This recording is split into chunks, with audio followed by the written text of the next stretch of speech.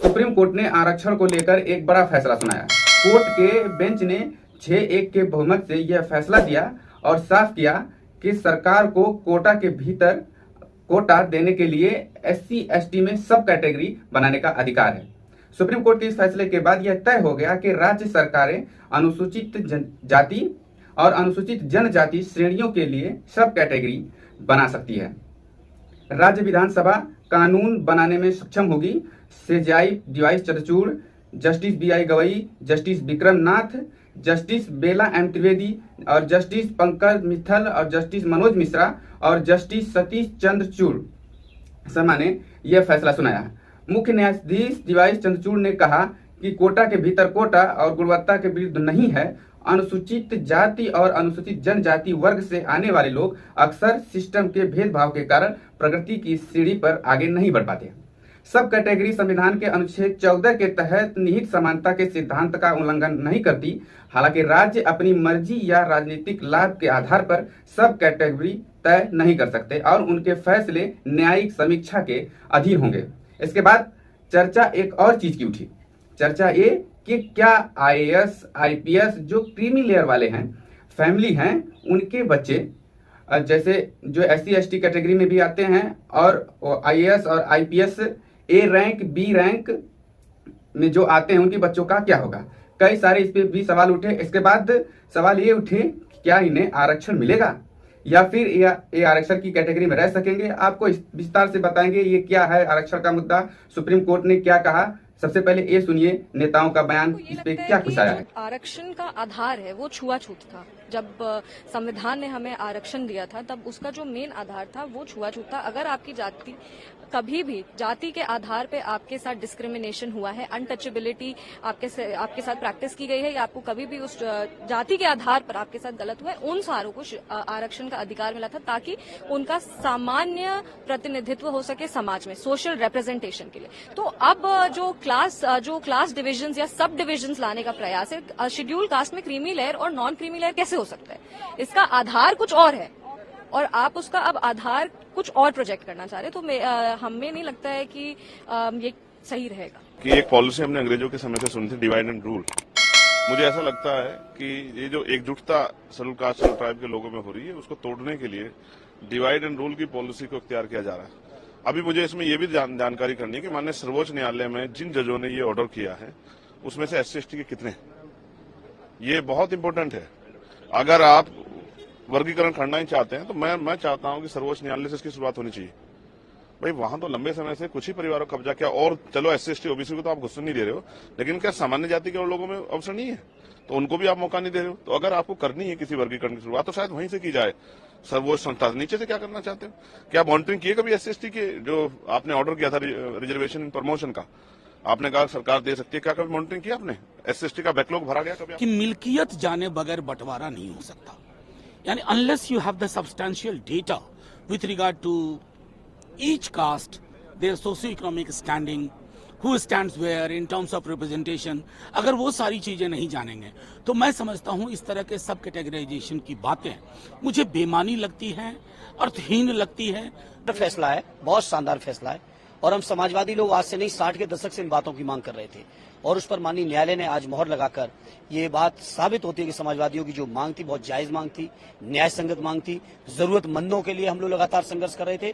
और मैं सोचता हूँ माननीय न्यायालय के फैसले के बाद तो सरकार को अपनी नीति में, अपनी नियत में बदलाव करना। अब इसे विस्तार से समझिए कि कैसे क्या हुआ है कोर्ट में। क्या होता है कोटा के भीतर कोटा? कोटा के भीतर कोटा का मतलब है आरक्षण से पहले से आवंटित प्रतिशत एक अलग आरक्षण व्यवस्था लागू करना। यह मुख्य रूप से यह सुनिश्चित करने के लिए किया जाता है कि आरक्षण का लाभ समाज के सबसे पिछड़े और जरूरतमंद समूहों तक पहुंचे, जो आरक्षण प्रणाली के तहत भी उपेक्षित रह जाते हैं, मतलब उन्हें लाभ नहीं मिल पाता। इसका उद्देश्य आरक्षण के बड़े समूहों के भीतर छोटे कमजोर वर्गों का अधिकार सुनिश्चित करना है ताकि वे भी आरक्षण का लाभ उठा सकें। अब एग्जाम्पल से समझिए कि अनुसूचित जाति और अनुसूचित जनजाति के भीतर अलग अलग समूह को आरक्षण दिया जा सकता है ताकि उन समूहों को ज्यादा प्रतिनिधित्व और लाभ मिल सके जो समाज या आर्थिक रूप से ज्यादा वंचित हैं, पीछे हैं, पिछड़ा वर्ग में हैं। इसी को लेकर सब कैटेगरी की बात कही गई है। जो सब कैटेगरी जनरेशन दिया गया उसे भी उदाहरण से समझिए। जैसे तमिलनाडु और कर्नाटक जैसे राज्यों में SC ST इसके अलावा ओबीसी श्रेणियों के भीतर जो उप श्रेणी हैं उन्हें आरक्षण देने की व्यवस्था की गई है। तमिलनाडु में पिछड़ा वर्ग यानी कि BC, जो अत्यंत पिछड़ा वर्ग NBC और अति पिछड़ा वर्ग यानी कि इसके अलावा भी जैसे सब कैटेगरी में OBC आरक्षण लागू किया गया, ये उन राज्यों में है। और अब कर्नाटक में भी समझिए, कर्नाटक में भी ये सब कैटेगरी का फार्मूला लागू है। कर्नाटक में अनुसूचित जाति के भीतर 2 सब कैटेगरी जैसे कोडवा और माडिगा 2 अलग अलग आरक्षण दिया गया है। राज्य सरकारें सब कैटेगरी रिजर्वेशन को कानूनी मान्यता देने के लिए विधानमंडल के विनायक पेश कर सकती है।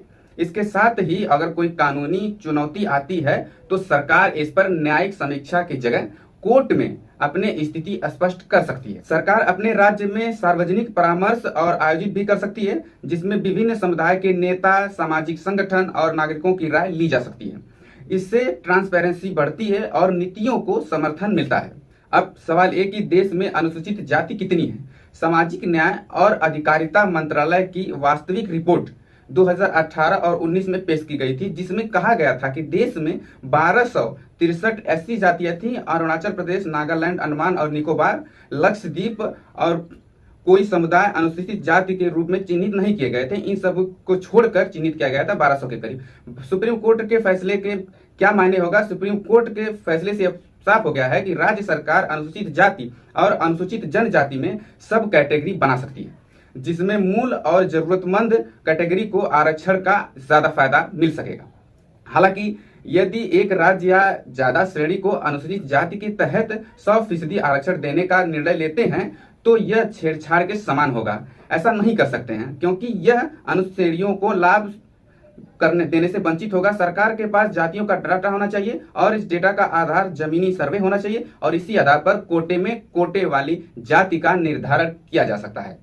चूंकि आरक्षण का उद्देश्य है सामाजिक और शैक्षणिक रूप से पिछड़े वर्गों को अवसर प्रदान करना है, लेकिन अक्सर बड़े समूहों के भीतर कुछ समूह ज्यादा लाभ उठा लेते हैं, जिससे अन्य समूह उपेक्षित रह जाते हैं, उन्हें नहीं मिल पाता। जैसे कि ओबीसी आरक्षण में विभाजक, ओबीसी आरक्षण के अंदर भी विभाजक किया गया है। कई राज्यों में ओबीसी यानी अन्य पिछड़ा वर्ग और आरक्षण को ज्यादा पिछड़े और कम पिछड़े समूहों में बांट दिया गया ताकि अधिक पिछड़े वर्गों को अधिक ज्यादा लाभ मिल सके। कुछ राज्यों में अनुसूचित जाति और अनुसूचित जनजाति के आरक्षण को भी विभाजित किया गया है ताकि इनमें भी सबसे कमजोर वर्गों को सबसे पहले प्राथमिकता दी जा सके।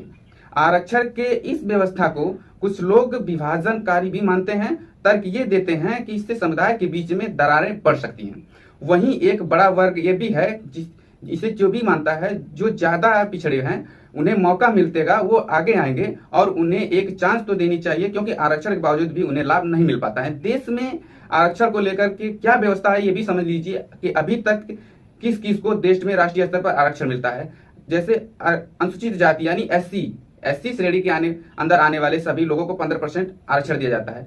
अनुसूचित जनजाति यानी ST अनुसूचित जनजाति के आने वाले लोगों को 7.5% आरक्षण दिया जाता है। यह राष्ट्रीय स्तर पे बता रहे हैं, राज्य भी अलग से देती है। अन्य पिछड़ा वर्ग ओबीसी श्रेणी के अंदर आने वाले व्यक्तियों को 27% आरक्षण दिया जाता है। ओबीसी श्रेणी में क्रीमी लेयर भी होते हैं, आर्थिक रूप से संपन्न जिसे आप कहते हैं नॉन क्रीमी लेयर भी, जिसमें आर्थिक रूप से कमजोर, जिसको EWS कैटेगरी में सरकार ने अब रखा है। इसका विभाजन भी है जिसमें 9 क्रीमी लेयर का आरक्षण का लाभ मिलता है, लेकिन क्रीमी लेयर को आरक्षण का लाभ नहीं मिलता है। आर्थिक रूप से कमजोर वर्ग EWS जो सामान्य श्रेणी जनरल श्रेणी के हैं, उन्हें आर्थिक रूप से कमजोर EWS के तहत 10% आरक्षण दिया जाता है, जो कि अन्य आरक्षण के अतिरिक्त है। जनवरी 2019 के संविधान संशोधन में लाकर सवर्णों के लिए 10% आरक्षण का प्रावधान किया गया। यह आरक्षण आर्थिक आधार पर दिया जाता है और सामान्य वर्ग के उन लोगों को मिलता है जिनके सालाना आय 8 लाख रुपए से कम है। जनरल कैटेगरी वाला यानी सामान्य मतलब सामान्य वर्ग के लोगों के लिए। शिक्षा और रोजगार में भी आरक्षण है कि सरकारी नौकरियों में SC, ST, OBC और EWS श्रेणियों के लिए आरक्षण निर्धारित है। उच्च शिक्षा संस्थानों में भी इन श्रेणियों के लिए आरक्षण दिया जाता है, जिसमें केंद्रीय विश्वविद्यालय हुए, IIT हुए, IMA हुए, ऐसी संस्थाएं भी शामिल है। राज्य स्तरीय आरक्षणों की बात करें तो आरक्षण तमिलनाडु में 69% आरक्षण लागू है, जिसमें OBC, MBC और SC, ST श्रेणी के लिए आरक्षण शामिल है। महाराष्ट्र में भी ठीक ऐसे ही है। महाराष्ट्र में समुदाय के लिए आरक्षण और ओबीसी एससी एसटी के लिए आरक्षण का प्रावधान है। आंध्र प्रदेश तेलंगाना की बात करें तो यहाँ भी सामाजिक और आर्थिक रूप से पिछड़े वर्गों के लिए आरक्षण का प्रावधान किया गया है राज्य सरकार के द्वारा। अब सबसे ज्यादा दलित समुदाय कहां से? पंजाब सरकार अब सबसे खास कदम उठा सकती है, क्योंकि देश में सबसे ज्यादा दलित समुदाय पंजाब में है, 32% के करीब। राज्य अनुसूचित जातियों में सबसे ज्यादा 26.33% मजहबी सिखों का है। अब रामदास या समाज की आबादी 20.73% है, जबकि आदि धर्मियों की आबादी 10.17% है और वाल्मीकियों की आबादी 8.66% है। पंजाब सरकार ने साल 2006 में दलित आरक्षण को 3 श्रेणी में बांटने का फैसला किया था।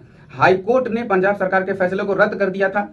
मतलब रद्द करने के बाद जिसके बाद मामला सुप्रीम कोर्ट में आया, सर्वोच्च न्यायालय ने 7 जजों की पीठ गठित कर दी थी और पंजाब सरकार ने मांग रखी थी कि अनुसूचित जनजाति के भीतर भी सब कैटेगरी की अनुमति दी जानी चाहिए। और इसी तरह सुप्रीम कोर्ट ने राज्य को एससी एसटी और आरक्षण को श्रेणी में बांटने का फैसला किया था, जो कि अब सुप्रीम कोर्ट ने यह फैसला भी कर दिया कि अब बांट सकते हैं। पंजाब सरकार अब दलित आरक्षण को बांटने का कदम उठा सकती है। साल 2006 में कैप्टन सरकार ने अनुसूचित जाति को मिलने वाली 25% आरक्षण को 2 श्रेणियों में बराबर विभाजित करने का कदम उठाया था, जिसमें एससी श्रेणी के लिए आधा आरक्षण, वाल्मीकि और मजहबी सिखों के लिए आदि आरक्षण देने के लिए बात की गई थी। आरक्षण सीटों पर दूसरा हिस्सा जो है एससी श्रेणी के भीतर श्रेष्ठ समूहों के लिए था। सुप्रीम कोर्ट के फैसले के बाद से यह फैसला पंजाब में अब दलित आरक्षण को भी 2 हिस्सों में बांटने का रास्ता और भी आसान कर दिया और साफ भी कर दिया। इसी तरह से उत्तर प्रदेश, महाराष्ट्र, बिहार और बाकी तमाम राज्य भी तय करेगी कि अब सब कैटेगरी के आधार पर कैसे तय करें। लेकिन ध्यान देने वाली बात यह भी है कि आरक्षण की सीमा जो है वह आपको आरक्षण जो दी जा चुकी है उसी में फिर सब कैटेगरी बनाना है। मान के चलिए कि 27% ओबीसी को आरक्षण है, तो इसी 27% में से आप सब कैटेगरी बना सकते हैं, न कि कोई आपको एक्स्ट्रा आरक्षण की फीसदी दी गई है। ये भी बात ध्यान रखिए, इससे ज्यादा विवाद ना हो, इसलिए आपको यह बात बताई गई है। आप विस्तार से इस बात को समझिए, एक एक पॉइंट को समझिए। अगर कोई भी कंफ्यूजन हो तो जरूर बताइएगा कि आरक्षण सबसे बड़ा मुद्दा है। इस पर कई सारे विवाद आते रहते हैं, सुप्रीम कोर्ट के फैसले से कई सारे कंफ्यूजन है और इसमें कोई भी कंफ्यूजन हो तो जरूर बताइएगा। विस्तार से बताने की कोशिश की गई है। अगर वीडियो आपको अच्छी लगी हो तो उसको लाइक शेयर जरूर कर दीजिएगा, चैनल को सब्सक्राइब जरूर कर लीजिएगा ताकि आप तक हमारी नेक्स्ट वीडियो पहुंचती रहे। धन्यवाद दोस्तों, थैंक्स फॉर वॉचिंग।